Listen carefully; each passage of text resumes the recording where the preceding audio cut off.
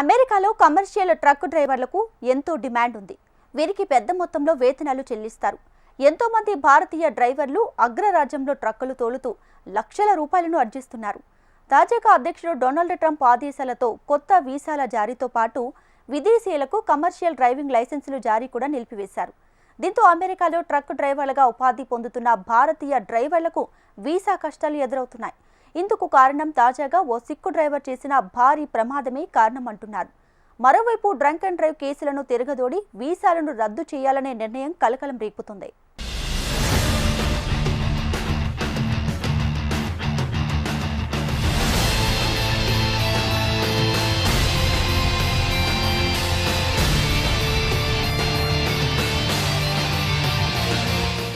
America అధ్యక్షుడు Donald Trump వలసదారుల విషయంలో చాలా కఠినంగా వ్యవహరిస్తున్న విషయం తెలిసిందే.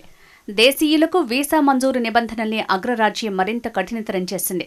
ఇప్పటికే వీసాలున్న వారికి కూడా రకరకాల సాకులతో స్వదేశాలకు పంపే ప్రయత్నాలు చేస్తున్నారు.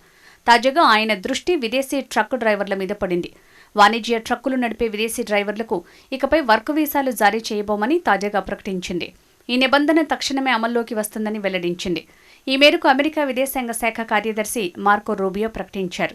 విదేశీ డ్రైవర్ల కారణంగా అమెరికన్ల ప్రాణాలు పోతున్నాయని, అందుకే ఈ నిర్ణయం తీసుకున్నట్లు రూబియో పేర్కొన్నారు. ఇది తక్షణమే అమల్లోకి వస్తుందని వెల్లడించారు. ఈ పరిస్థితికి కారణం ఓ భారతీయ ట్రక్కు డ్రైవరే.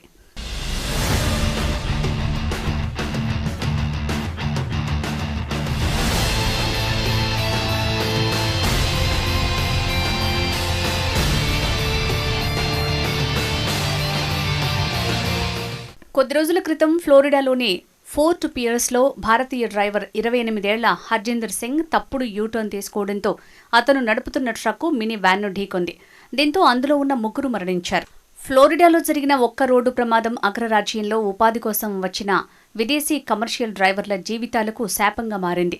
ఈ ప్రమాదం తర్వాత పత్రాలు లేని వలసదారుల వల్ల ప్రమాదాల గురించి ఆందోళన తలెత్తింది. ఈ ఘటనపై అమెరికా అధ్యక్షుడు డొనాల్డ్ ట్రంప్ సీరియస్గా స్పందించారు. హర్జిందర్ 2018లో అక్రమంగా అమెరికాలోకి ప్రవేశించి కాలిఫోర్నియాలో వాణిజ్య డ్రైవింగ్ లైసెన్స్ పొందాడని ఆరోపణలున్నాయి. దీన్ని సాకుగా చూపించి ట్రంప్ విదేశీ ట్రక్ డ్రైవర్లకు వర్క్ వీసాలు, కమర్షియల్ డ్రైవింగ్ లైసెన్సుల జారీని తాత్కాలికంగా నిలిపివేశారు. We are going to give these states 30 days to come into compliance with truck drivers speaking proficiently the English language, or we're going to look at federal funding that they receive under the Motor Carrier Safety Assistance Program.